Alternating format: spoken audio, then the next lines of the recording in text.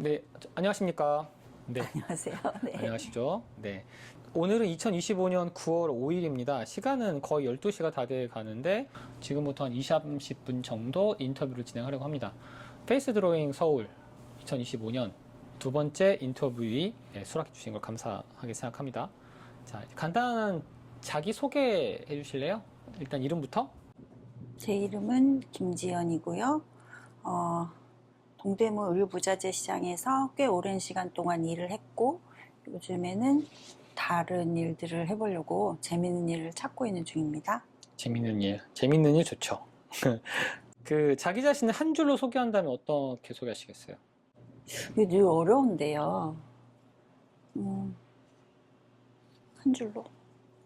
뭐 꼭 한 줄이 아니어도 돼요. 네. 아니, 한 줄이 아니라 특별히 늘 시시때때로 변하는 것 같아서 그게 사실은 저 사는데 되게 애로사항이거든요. 집에 가서는 엄마이고 딸이고 뭐 이런 상황이어야 되고, 사무실에 나오면 사무실에서 또 하는 일이 상황이 있어야 되고, 또 내가 하고 싶은 다른 자아는 또 있고, 그래서 이걸 어떻게 한 개로 얘기하라 그러면 만나는 사람마다 다르게 얘기하는 수가 있는데, 우리처럼 이렇게 아주 사적인 그 취미 모임 이런 사람 분들을 만나면, 그러니까 저는 뭔가를 하고 싶은 작가지망생 이렇게 얘기하고 싶다는 생각을 최근에 했어요. 간단한 몇 가지 질문, 지금 현재를 알 수 있는 몇 가지 질문 드릴 건데요. 최근에 지연님 머릿속을 가장 많이 채우고 있는 단어가 어떤 걸 있을까요? 그냥 툭툭 좀 약간 키워드로 얘기하셔도 됩니다. 최근에는 릴스를 릴스.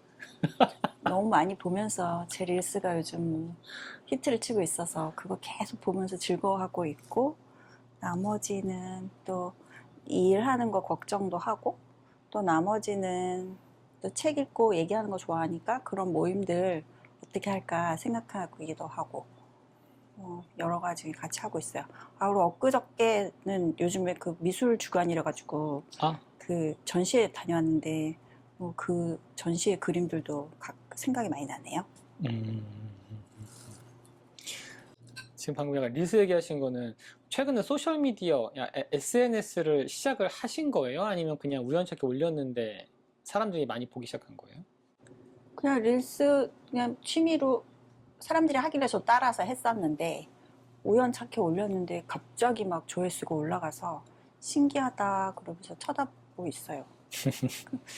그러니까 조금 욕심이 생기는 거예요. 잘해보면 되겠는데? 막 이런. 근데 어떻게 될지는 저도 모르겠어요. 소셜미디어의 맛을 들이셨군요. 네. 네, 좋네요. 현재 하고 있는 일, 뭔가 좀 가장 집중해서 하고 있는 일이라고 할까? 활동? 어떤 게 있을까요? 집중해서 하고 있는 일들은 여러 개라, 우선 제가 사무실 가지고 있으니까 여기 부자재업 하는 이 일도 하고 있고, 그 일 기본으로 하고, 그 다음에 여러분들 만나가지고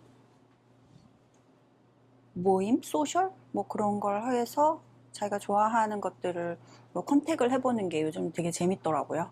사람들 만나서 얘기하고, 나랑 전혀 다른 분야의 사람 만나서 전혀 다른 얘기하는 게 되게 재밌었어요.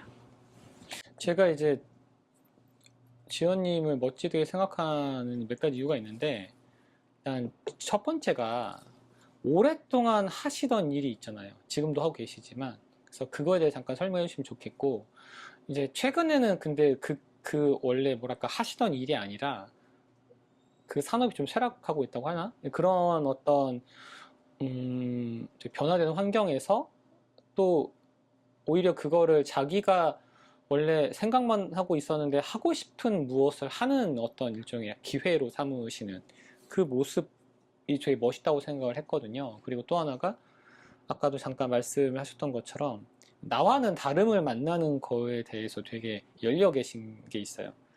그래서 그것 때문에 한 건데, 이제 실제 어떤 일을 오래 하셨고, 그다음에 최근에 아까 제가 말씀드린 것처럼 어떤 일 때문에 뭔가 인생의 방향을 좀 약간 틀고 있다, 이런 얘기 좀 해주시면 좋을 것 같습니다. 저는 동대문 시장에서 오더 받아서 옷에다 핫픽스 만들어 드리는 일을 꽤 오랫동안 했었고, 기업들 상대로 그런 거 만들어서 납품하는 일을 했었는데 최근에는 생산 공장이 다 외국으로 옮겨가서 일이 많이 없어졌어요.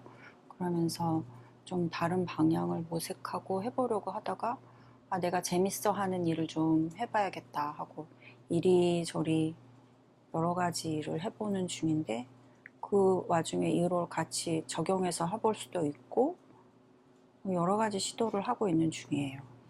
근데 아직 신통찮게 뭐 이렇게 이거다 하는 건 없지만 어디든 이제 좀 경계를 없애고 해보려고요. 내가 이 일을 하는 사람이니까 이 일만 해야 되고 뭐 저쪽 일을 하려면 이 일을 아예 관두고 이 일을 해야 되고 이러면 안 될 것 같아서 그쵸. 예, 요즘 사람들을 보면서 많이 배웠는데 N잡이라고 그래서 여러 개를 하시더라고요. 근데 그게 뭐 일이 안 돼서 할 수도 있는 거고 일이 잘 돼서 할 수도 있는 거고 또 일이 하고 싶어서 할 수도 있는 거고 그래서 마음을 재밌고 밝게 가지기로 했어요. 예전에는 아 이거 일이 안 돼서 이런 일을 하는 건가 했는데 아 어쨌든 비중을 좀 나눠서 할 수도 있는 거구나. 이때까지 내가 해왔던 거랑 다를 바 없구나. 난 집에서의 그 역할이랑 사회에서 역할을 항상 나누어서 가지고 있었는데 이걸 좀 더 많이 나누어야 되겠구나. 그런 생각들을 했었어요. 지금 하시는 일에 대해서 좀 더 궁금한데요. 설명더 해주시면 좋을 것 같아요. 왜냐하면 보통은 일반적인 일은 아니니까. 저가 처음에 일을 시작할 때는 그 중국이 나오기 전에 우리나라에서 세상 모든 물건이 다 팔릴 때 그때 어떤 사장님이 자기 전시회 나가고 싶은데 영어를 한 사람 필요하다. 그래서 그냥 영어 학원에서 아르마름으로 가서 아르바이트를 한 거예요.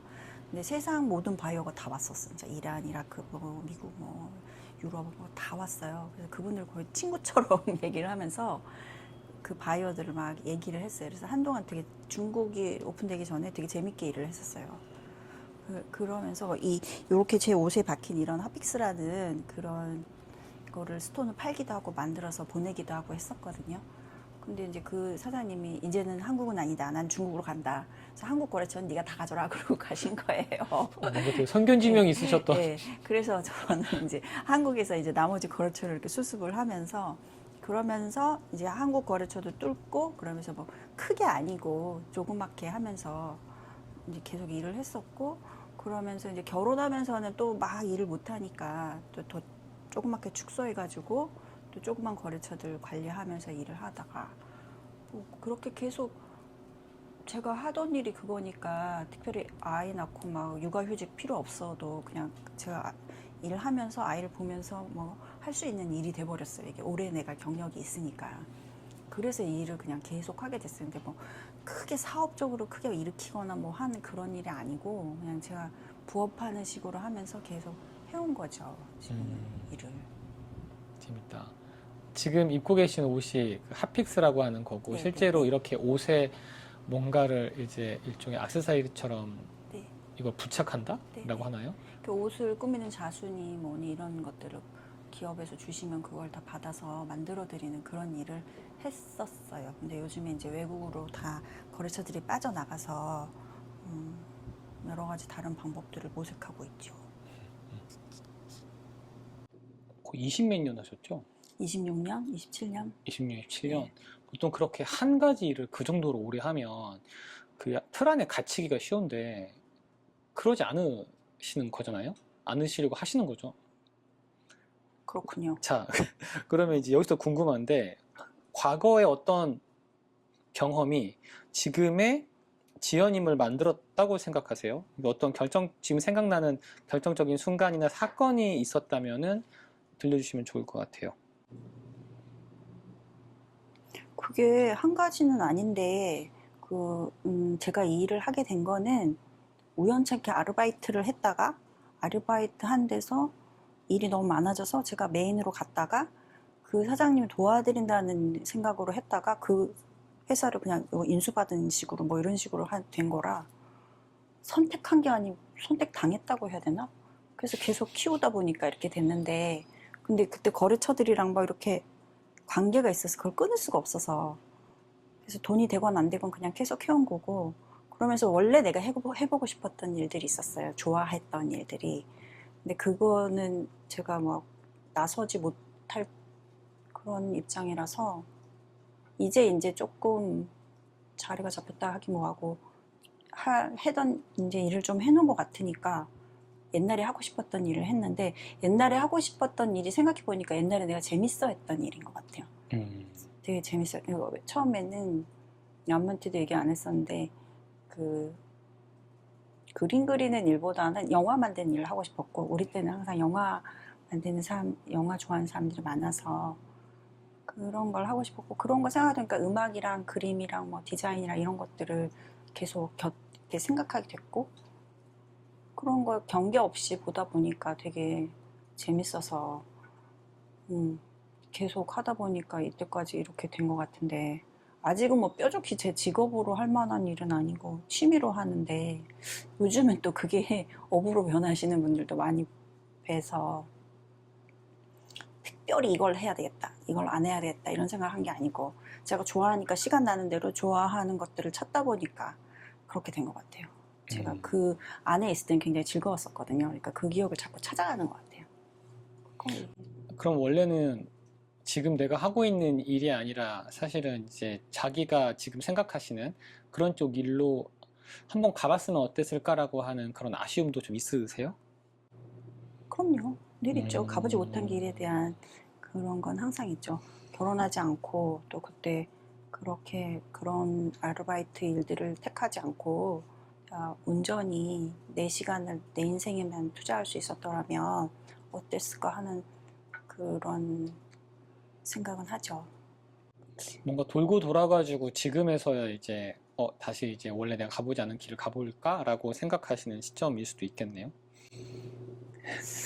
근데 돌고 돌아는 아닌 것 같아요. 어, 그때 그 상황은 아닌 것 같아요. 그때 내가 했었더라면 오히려 더 빨리 포기하고 다른 일을 했을 수도 있을 것 같고 지금은 너무 많이 세상이 바뀌어서 꼭 그 길이 아니더라도 내가 하고 싶은 게 있으면 해볼 수 있는 방법이 많이 생겨서 찾는 게 문제인 것 같아요. 자기가 찾아서 방법을 찾는 사람이 할 수 있는 것 같다는 생각이 들어요. 그럼 다음 질문하겠습니다.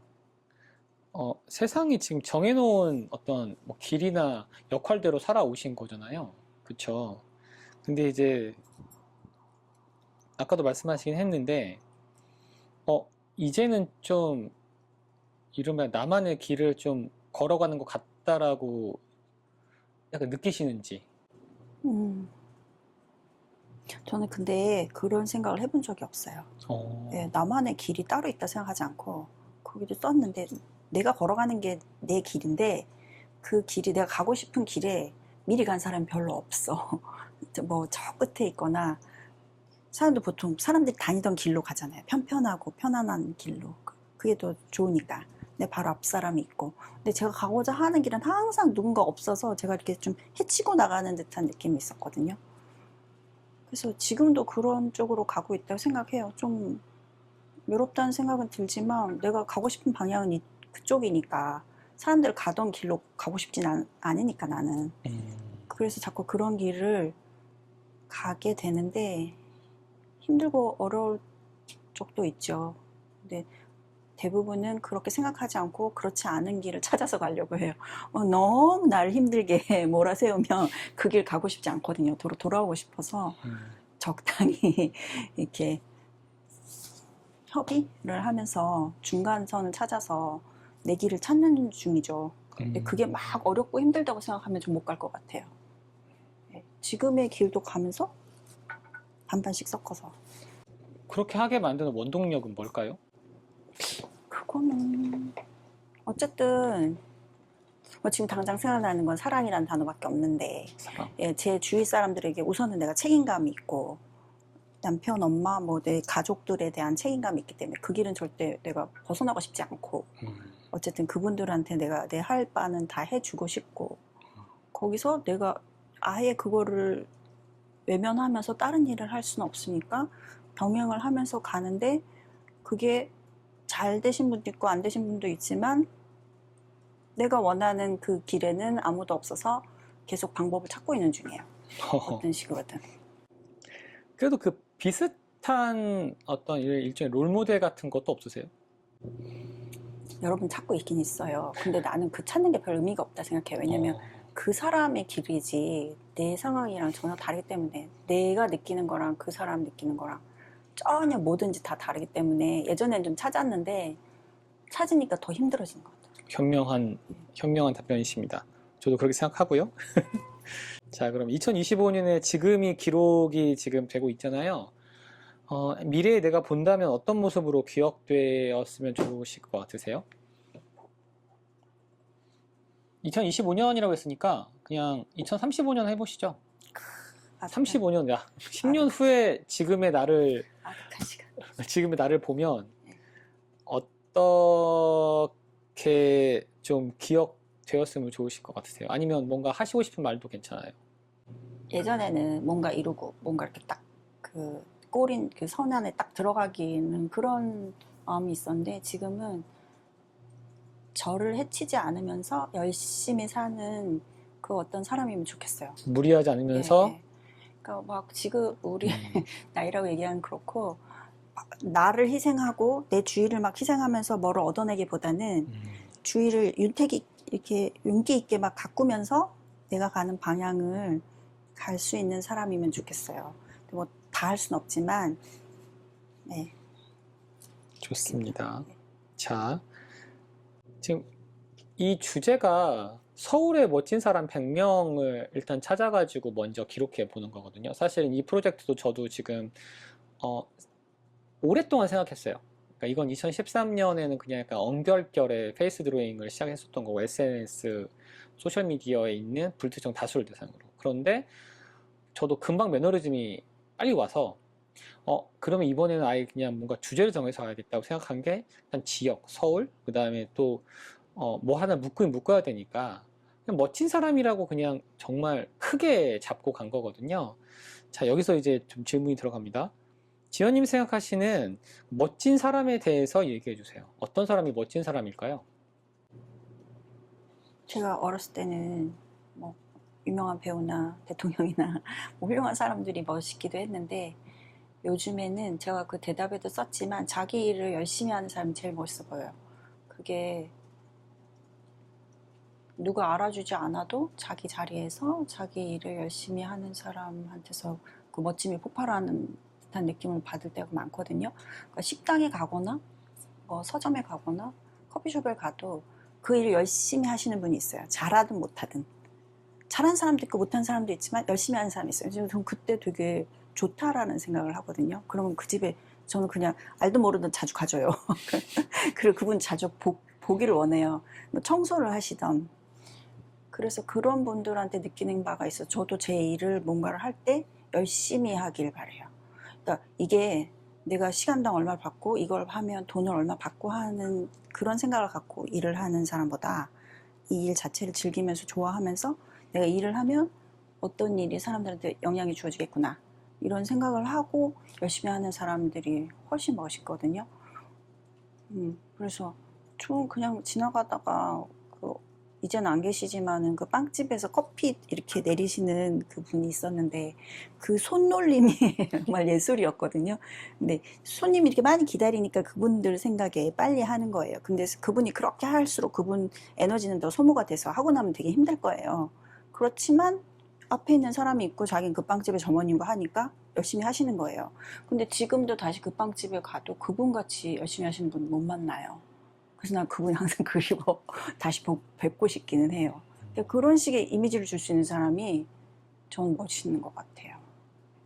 제 나름의 멋짐을 찾은 거라고나 할까요? 음, 되게 좀 재밌는 지점이 말하지 않아도 느껴지는 것 중에 하나인 것 같아요. 그러니까 나 열심히 하고 있어라고 굳이 말할 게 아니라 저 이제 비언어적인 신호에 되게 좀 중요하게 생각하는데 좀 느껴지는 거죠. 음. 음, 멋짐이 느껴진다. 그렇죠. 네, 그래서 그게 뭐 그런 분도 되고 아니면 뭐 연설하시는 분도 있고 대통령님도 멋지고 뭐 판사님, 검사님, 경찰 분들도 다 멋있는데 일할 때 그 사람이 주는 어떤 아우라 같은 게 딱 있을 때가 있어요. 경찰이든 뭐 고기를 쓰는 분이시든 그럴 때 저는 되게 멋있다고 그분들이 멋있다고 생각하거든요. 네, 이제 마지막 질문인데요. 제가 이 프로젝트, 그러니까 페이스 드로잉 서울, 정확히 이제 말하면 페이스 드로잉 서울 2025라는 이름을 가졌어요. 1년에 여러 번 할 수 있겠지만 일단 그렇습니다. 그러니까 장소와 시간을 특정을 한 거고요. 정확히 하는 일은 페이스 드로잉을 그림으로 남기는 일입니다. 이제 지금은 영상이나 글 같은 걸로도 이제 기록을 남길 건데, 자, 여기에서 질문인데요.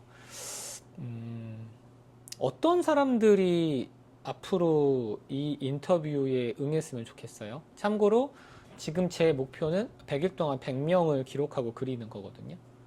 이제 그들을 기록하고 이번에 지금 아마 두 번째 인터뷰이신데 어떤 분들이 오시면 좋을 것 같습니까? 저는 그 뭐 기존 사람들이 얘기하는 멋짐은 뭐 있으니까 자기 일을 열심히 하시는 그 보통 분들이 보통 분들. 멋지지 않을까 그런 생각을 해요. 그 멋짐에 대한 생각하지 않고 자기 스스로를 단련시키는 사람들. 그러니까 뭐 어떤 대가가 있어서 멋있어지는 거는 대가가 없으면 없어지는 거잖아요. 그냥 자기 일을 열심히 하면서 자기 자신을 위해서 열심히 하다 보면 그게 멋있어지는 것 같은데 그건 영원한 거라고 생각하거든요. 그 사람이 가지고 있는. 그래서 그런 진짜 멋진 사람을 찾으면 좋을 것 같아요.